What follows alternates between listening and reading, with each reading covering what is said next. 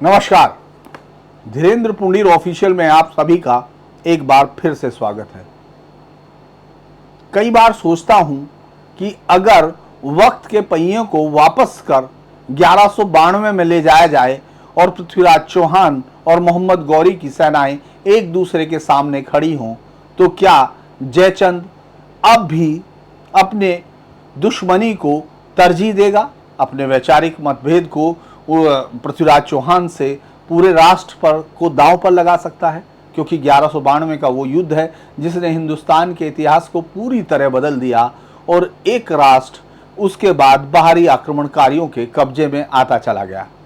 बहुत सारी लड़ाइयाँ हुई होंगी, उस समय आपस में बहुत सारे विवाद रहे होंगे, लेकिन क्या वो पृथ्वीराज चौहान और जयचंद उस वक्त के लिए फिर से तैयार हो सकते थे?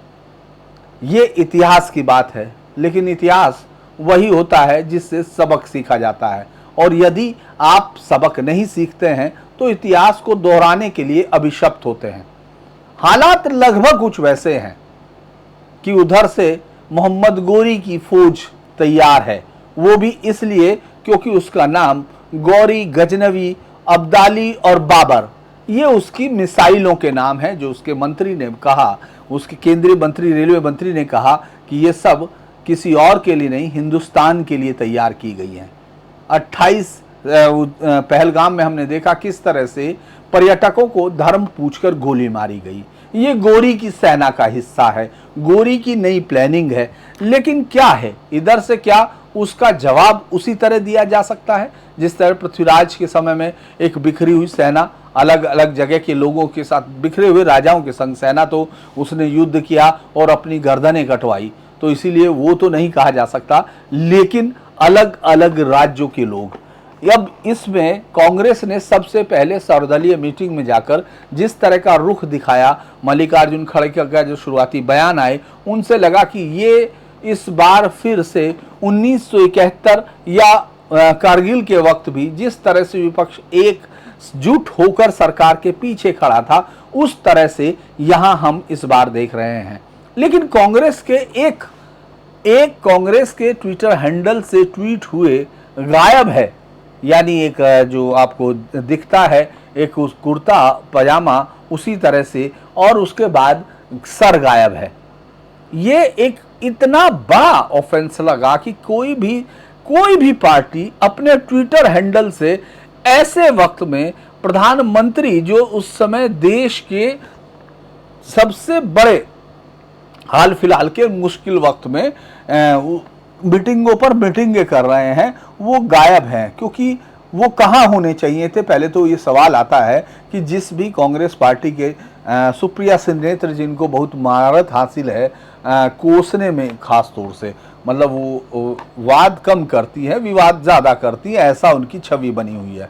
लेकिन उनके ट्विटर, मतलब पार्टी के ट्विटर हैंडल से ऐसे वक्त में ऐसे ट्वीट का होना, आपको क्या लगता है कि ये कोई मैसेज नहीं देता? इसको तमाम जगह पर पूरी दुनिया में दिखाया जाता है। फिर इसके बाद एक दूसरा ट्वीट उसी की तर्ज पर फिर बांग्लादेश से जिस तरह से भगवान शिव की मूर्ति से सर अलग कर धड़ दिखाया गया। तो इसके बाद लगा कि कांग्रेस के कुछ हिस्से में जो देश का विरोध है, मोदी विरोध है, वो देश के विरोध से आगे बढ़ गया। और लगभग यही स्थिति आप उस युद्ध में देखिए जो 1192 में हुआ। अगर आप इसको देखते हैं, फिर कांग्रेस के मुख्यमंत्री हैं कर्नाटक से सिद्धारमैया, उन्होंने साफ कहा कि युद्ध की जरूरत ही नहीं है, युद्ध नहीं होना चाहिए। उनका बयान था, बाद में हालांकि उन्होंने इस पर सफाई देने की कोशिश की कि मुझसे सवाल पूछा गया था, और उस समय तो उन्होंने कहा था युद्ध छेड़ने की जरूरत नहीं है। फिर उसने कहा कि भारत को अपनी एकता, अखंडता के लिए किसी भी खतरे को बर्दाश्त नहीं करना चाहिए, अगर जरूरी हो तो पाकिस्तान के खिलाफ युद्ध भी करना चाहिए। सफाई उन्होंने बाद में दी। इसके अलावा फिर मणिशंकर अय्यर हमेशा की तरह मौजूद रहते हैं, और कांग्रेस पार्टी के वो इंटेलेक्चुअल हैं, उनको भले ही आप कुछ भी कहिए, वो तो विद्वान है, तो उन्होंने भी फिर उसी तरह विजय वेट्टीवार, जो महाराष्ट्र में एमएलए हैं कांग्रेस के और बहुत ताकतवर एमएलए हैं, उनका भी इसी तरह का बयान आया। फिर तारिक कर्रा कांग्रेस के हैं, सैफुद्दीन सोज जो कश्मीर में उस वक्त से 93 के बयानों से उनके मशहूर है कि वो किस तरह के बयान देते थे, उन्होंने भी बयान दिया।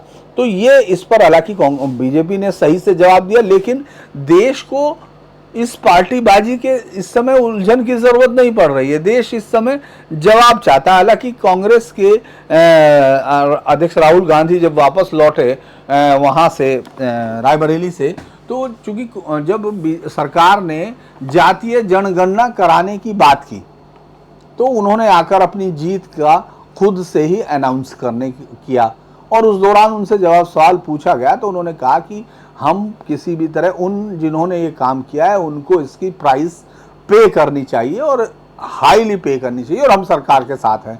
क्योंकि इससे पहले वेणुगोपाल ये चिट्ठी लिख चुके थे अपने लोगों को कि वो पार्टी लाइन में रहें, एक हद में रहें और अब अपने आप बयान जारी ना करें इस तरह की बातें, क्योंकि देश का मूड अलग है। कांग्रेस को ये दिख रहा है कि देश का मूड इस तरह से नहीं है, लेकिन उसके जो छोटे छोटे राजनेता हैं वो अलग तरीके से इससे फायदा उठाना चाहते हैं। और ये हमेशा की तरह दिखता है कि जैसे वहां कोई इस तरह की एक जो विरोध की भावना है वो वैचारिकता से आगे निकल गई, और ये उनकी लीडरशिप की ही तरफ से किया जाता रहा है लगातार। वो ही ये तय करते रहे हैं कि प्रधानमंत्री मोदी के खिलाफ किसी भी तरह जाया जाए वो पार्टी की लाइन और एक जो परिधि होती है उससे बाहर है। इसी दौरान अगर हम लोग उन यूट्यूबर्स की बात करें जो लोग दिखा रहे हैं, उनमें से बहुत सारे लोग, जैसे मैं सुन रहा था एक यूट्यूबर्स को जिसने लंबे समय तक सिक्योरिटी और वो सब कवर किया है, कि वहाँ से टुकड़ी हटाने का आदेश किसने दिया, वहाँ से सेना किसने हटाई, वहाँ से सीआरपीएफ की उस टुकड़ी को हटाने के लिए साइन किसने किए, और इसके लिए वो गृह मंत्री और तमाम के मुख्यमंत्रियों के इस्तीफे मांग रहा था। गृह मंत्री का इस्तीफा तो मांग ही रहा था क्योंकि वहाँ केंद्रीय तमाम चीज़ें, और राज्यपाल के इस्तीफे तो फिर उसको लगता है फ्री में ही, लेफ्टिनेंट गवर्नर वहाँ उनके तो इस्तीफे, उपराज्यपाल के तो फ्री में ही हो जाने चाहिए। और इसी पर एक दूसरे यूट्यूबर्स का यूट्यूब चैनल कैंसिल भी किया गया।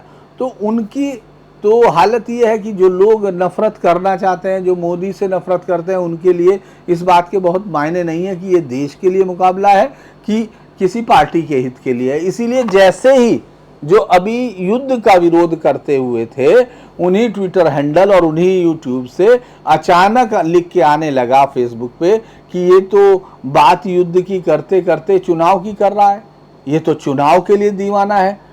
सवाल ये था कि क्या तीनों सेना अध्यक्षों से इस पर बात हुई कि बिहार में किसकी वजह से वोट मिलेगा? ये बहुत सारे सवाल हैं। क्योंकि अगर वॉर की स्थिति आती है तो आप क्या करते हैं? अगर भारत कोई एक्शन लेता है और जवाब में पाकिस्तान जिस तरह से, जिस पागलपन की हद पे मुब्तला है, तो वो उसका जवाब कैसे देगा? और अगर उस जवाब में ये लड़ाई बढ़ जाती है तो आपको इन लोगों से क्या उम्मीद होगी जो लोग इस तरह की बातें कर रहे हैं? क्या कमजोर अंदर से की गई ताकत फिर आपको वहां नहीं ले जाती? जैसे मैं कई बार इतिहास के ऐसे पल होते हैं जब आप बिल्कुल अलग जगह पर जाकर खड़े होते हैं। जैसे मैं चुनाव कवर कर रहा था, मुर्शिदाबाद पहुंचा और आखिर में नवाब मीर जाफ़र की जो गली कहलाती है, मीर जाफ़र का जो महल कहलाता है, वहां पहुंचा। तो उस महल के बाहर जहां मिर्जाफर जैसा गद्दार के नाम से लिखा हुआ वो था, वो लोग आज भी उनके जो वंशज हैं वो ये बताने की कोशिश कर रहे थे कि नहीं साहब, मिर्जाफर ने गद्दारी नहीं की। और उस गेट पर, उसके जब बाहर दरवाजे पर महाराणा प्रताप की बड़ी मूर्ति लगी हुई थी। तो मैंने हंसते हुए कहा कि ये देखिए, इसको कंट्रास्ट कहा जा सकता है। देश के सबसे बड़े गद्दार के सामने देश के बड़े जो सेनानी हैं, महायोद्धा हैं, उनकी एक तस्वीर वहीं खड़ी है, मूर्ति वहीं खड़ी है। तो ये क्या विपक्षी पार्टियां या पार्टियां ये समझती नहीं हैं कि जब देश के सामने संकट होता है तब राजनीति की ज़रूरत नहीं होती? अब जातिवादी नेताओं के बयान पर बात करने का तो कोई अर्थ नहीं होता है, लेकिन फिर भी नरेश टिकैत, राकेश टिकैत, ये तमाम लोग सिर्फ जातिवादी राजनीति का एक छोटा सा हिस्सा भरे हैं। वो जिस भारतीय किसान यूनियन की बात की जाती है, टिकैत खैर गुट हो गया, अब तो अलग अलग गुट हो गए जो जाति आधार पे, उसके शुरुआत से लेके लास्ट तक हम लोगों ने उसको देखा है। वो सिर्फ एक जाति आधार पर बना हुआ संगठन है जो सरकार से नाजायज और जायज तमाम तरह की मांगों के लिए संघर्ष करता है और बाद में वो एक परिवार की पार्टी परिवार की बपोती साबित हुआ। अब नरेश टिकैत जब किसान आंदोलन में और राकेश टिकैत किसान आंदोलन में जिस तरह के बयान देते रहे, जिस तरह की हरकतें करते रहे, वो सबको मालूम है कि क्या रहा उनका अंजाम क्या हुआ। ये चुनाव लड़ के अपने आप की स्थिति देख चुके हैं, चुनाव में जमानत जब्त करा चुका राकेश टिकैत, दोनों ही तरह के, विधानसभा भी और लोकसभा में भी। लेकिन वो शांति का संदेश देने के लिए है, क्योंकि उसको मालूम है कि उसकी बिरादरी उसको बार बार माफ कर देती है, क्योंकि बिरादरी के नाम पर वोट मिलना है, बिरादरी के नाम पर नेतागिरी चलनी है। तो वो भी किसान जो नरेश टिकैत है वो कहता है नहीं भाई, वहां किसान है, उनका पानी नहीं रोका जाना चाहिए। ये उस इलाके की बात है जिस इलाके में किसानों के बेटे, हिंदुस्तान के बात कर रहा हूं मैं, नरेश टिकैत कहां से है, क्योंकि वो तो सहानुभूति में पाकिस्तान के किसानों के लिए कह रहा था कि नहीं, उनका पानी नहीं रोका जाना चाहिए, जबकि अगर उसके यहाँ चलने वाली नहर 2 दिन रोक दी जाए तो शायद सरकार को ना उखाड़ फेंकने की धमकी देने लगे। ये दरअसल इस तरह की चीजें हैं जो सिर्फ एक जिनको नफरत है, और वो नफरत इतनी हो गई कि उनको देश से भी कोई लेना देना नहीं है। ऐसी बहुत सारी हिंदुस्तान ने अपने इतिहास में देखा है कि कई बार क्या हुआ है कि उन्होंने व्यक्तिगत बदले से ज़्यादा, हालांकि सिलादी के लिए कहा जाता है, अलग अलग फैक्ट आ रहे हैं कि नहीं, सिलादी ने ऐसा नहीं किया, जब राणा सांगा घायल हो गए ऊपर से और जब वो उनको हटाया गया तो उसमें दूसरे सरदार को कहा गया कि भाई आप इसमें हाड़ा और चुड़ाव, 2 राजाओं के नाम मुझे जहन में है, चूंकि एग्जैक्ट वो घटनाक्रम, एक राजा से कहा गया कि आप इस ओहदे पर बैठ जाओ, यानी छत्र खाली नहीं दिखना चाहिए, नहीं तो सैनिक भाग निकलेंगे।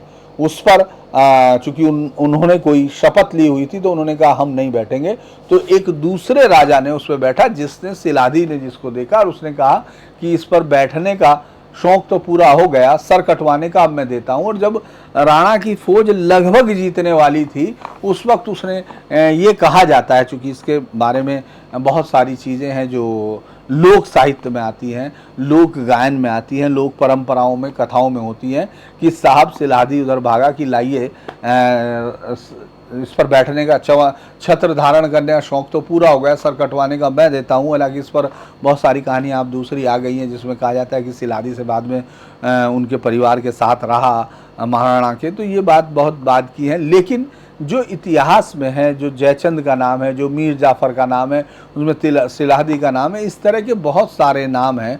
लेकिन इतिहास से सबक सीखने की मजबूरी मुझे लगता है कि हर बार दोहराई जाती है। इसी तरह से ऐसे वक्त में जब कि हम लोग, अगर आप सुने, पाकिस्तान की संसद में एक शाहनवाज कल एक महिला सांसद ने कहा कि जब बाबरी मस्जिद की नींव की ईंट रखी जाएगी, उसकी नींव की ईंट रखेंगे मुनीर, जनरल मुनीर।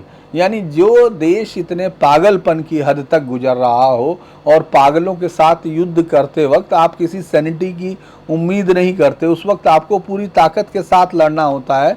लेकिन विपक्षी नेता जिनके पास 99 सांसद हों, वो इस तरह के समय में इसमें भी अपने वोट स्कोर करने की कोशिश करेंगे तो बहुत मुश्किल मुझे लगता है कि होते हैं इस तरह की हालात। क्योंकि आपको एक दिखाई दिया होगा, क्योंकि दुनिया में ट्रेंड है कि जब आप किसी दुश्मन देश के झंडे को नीचे रखते हैं, फाड़ते हैं, भीड़ आती है, जलाती है, ये एक पूरी दुनिया में आपको दिखाई देता है। लेकिन हिंदुस्तान के अंदर जब अलग अलग जगह पर आपने देखा पाकिस्तान के झंडे ज़मीन पर चिपकाए गए तो मुस्लिम धर्म के कुछ लोगों ने उसमें से कुछ लोगों की मैं बात कर रहा हूँ, उन्होंने उसके झंडे को उखाड़ के या उस पे से जाने के बजाय साइड से गए, निकल के गए, उसको उतार कर कुछ लोग तो निकाल के लेके जाने लगे। हिमाचल में तो फिर ऐसी एक महिला के साथ उनकी पूरी झड़प भी दिखाई दे रही है। तो जब ऐसे समय में कुछ लोगों ने उस पर जो लिखा, उस पर लिखा तो उनमें से कुछ को पुलिस ने पकड़कर सही भी किया है, उनको उचित दंड करके अंदर भी भेजा गया है। लेकिन ऐसे में जब विपक्षी पार्टी कोई पार्टी एक आधार दे देती है तो ऐसे जो असामाजिक तत्व हैं जिनको देश से लेना देना नहीं है और वो अपनी एक विचारधारा जो इस्लामिक कट्टरवाद की विचारधारा है जिसके जुनून में वो ये सब करते हैं, वो उसको एक नैतिक आभा देती है। अगर आप विपक्षी पार्टियों का रोल देखना चाहते हैं अलग अलग का तो आपको अलग अलग दिखाई देगा। आरजेडी का नेता वो पूछने पर झल्ला जाता है और जातिवाद से ग्रसित राजनीति के शिकार आपको बहुत दिखाई देंगे। बहुत सारे लोगों को मैं देखता हूं ट्विटर हैंडल पर, उस पर लिख रहे हैं कि युद्ध से क्या होता है, युद्ध तब लड़ा जाता है जब तर्क हार जाते हैं और ये हार जाते हैं। ये तमाम लोग वो हैं जिनको अभी चूंकि उनकी पार्टी सत्ता में नहीं है तो इसके लिए उनके पास देश भी नहीं है। उस तरह की मानसिक हालत तक पहुंचे हुए ये लोग हैं। चूंकि अभिव्यक्ति का कोई इस तरह का मतलब नहीं, यहाँ तक कि बहुत सारे लोगों को मैंने देखा जो ये बताना चाह रहे थे कि आतंकवाद मतलब किसी के लिए आतंकी है, दूसरे के लिए वो स्वतंत्रता सेनानी हो सकता है। ये बात उन्होंने करने की कोशिश की। इसको बहुत क्लियर तरीके से अमेरिकन संसद में एक बार बताया गया था। अमेरिका में सीनेट में उन लोगों ने कहा कि भाई वो स्वतंत्रता सेनानी वो हो सकता है जिसके पास अपने राइटिस्ट मूल्य हों, वो नहीं जो ट्रेनें उखाड़ेगा, जो निर्दोषों को मारेगा, जिनका कोई वास्ता नहीं है, उन सब को मारने पड़ते। उसको बिल्कुल आतंक का और बगावत वाले का पूरा एकदम क्लियर कट डिवीज़न है। लेकिन यहाँ अलग अलग चीज़ें हैं। कुछ मतलब उनके नाम इसलिए नहीं ले रहा था क्योंकि उससे कोई उनको बहुत बड़ा वो नहीं है, लेकिन आप उनको अगर देखेंगे जिनको पाकिस्तान की उस प्रेस कॉन्फ्रेंस में जो 1.5 घंटे तक चली उसमें दिखाया गया, उनके वीडियो दिखाए गए। ये आप ये सोचिए ऐसे वक्त में अगर आपके बयानों को एक दूसरा देश, चूंकि ये वॉर सोशल मीडिया की वॉर है क्योंकि उनकी खुद की हैसियत सोशल मीडिया की हैसियत है, वरना व्यक्तिगत तो उनका सबको मालूम है जो उनके आसपास है। लेकिन जो नफरत में डूबे हुए लोगों की एक जमात है वो उनके साथ, या वैचारिक विरोध भी होता है। लोकतंत्र की सजीवता यही है कि उसमें वैचारिक विरोध है। तो उस वैचारिक विरोध के बीच में आप राष्ट्र विरोध तक चले जाएं, आप कोई इन्वेस्टिगेटर नहीं है, आपने कभी ज़िंदगी में कोई रिपोर्टिंग नहीं की होगी, क्राइम रिपोर्टिंग नहीं की, आप एक गाने गाते हैं, उल्टे सीधे गानों को कोई सुनता है, जिसको पसंद होता है, चाहे वो सीधे हों उल्टे हों, लेकिन वो जिस तरह के गाने गाते गाते आप अचानक ये हो गए कि प्रधानमंत्री मोदी आपको जवाब दें। दुनिया के सबसे बड़ी पार्टी के नेता जिसको तीसरी बार बहुमत दिया गया है, उसको हर यूट्यूबर इंटरव्यू मांगता है कि वो उनको इंटरव्यू दे, नहीं तो वो उनके सवालों से भाग रहा है बल्कि डर गया है। ऐसे युद्ध के समय पे छोटी छोटी चीज़ें बहुत मायने रखती हैं। और आपको याद होगा लसित बोरफुकन के बारे में पता नहीं कितने लोग जानते हैं, अब तो खैर जानने लगे। हालांकि NDA में सबसे बेस्ट कैडेट का जो अवार्ड दिया जाता है वो उसी के पदक को लसित बोरफुकन मेडल का कहा जाता है। तो और अगर आप कभी गुवाहाटी जाते हैं तो ब्रह्मपुत्रा में बड़ी सुंदर एक मूर्तियों का एक वो झुंड है जिसमें लसित बोरफुकन दिखाया जाता है। लसित बोरफुकन कहा जाता है जब 3000 उसने चूँकि औरंगजेब की फ़ौज को बुरी तरह मारा था, इसको जब ये मिर्ज़ा राजा जयसिंह का राम सिंह वहाँ पहुँचा और लड़ाई हुई, तो उस लड़ाई में सराई घाट की लड़ाई वो कहा जाता है, उसमें 18-20 हज़ार से ज़्यादा मुगल सैनिकों को 3000 असमी योद्धाओं ने, अहोम योद्धाओं ने बुरी तरह मारा। और इस तरह मारा कि उसके बाद फिर उनकी हिम्मत नहीं हुई वापस कभी लौटने की। उस लड़ाई के दौरान चूँकि हर रोज़ ड्यूटी लगती थी और कोई भी सो न जाए, 3000 की सेना नाव के साथ थे और ख़ुद लसित बोरफुकन का रिलेटिव सोता हुआ पाया गया तो उसने उसकी गर्दन काट ली। उसने कहा कि जब राष्ट्र के सामने संकट होता है तब रिश्ते नहीं होते, नियमबद्धता होती है। तो ऐसे बहुत सारे उदाहरण हैं, लेकिन बार बार घूम फिर कर बात आती है कि क्या जयचंद इस बार भी वही करेगा जो 1192 में किया था। इस पर आप और हम सब को सोचना है। आज के लिए इतना ही। अगर आपको वीडियो अच्छा लगे तो इसको शेयर कीजिए और ज़्यादा से ज़्यादा शेयर कीजिए ताकि हम लोग और अच्छे से आपसे बात रोज़ करते रहें, ये बातचीत, ये सिलसिला जारी रहे। आज के लिए इतना ही। नमस्कार।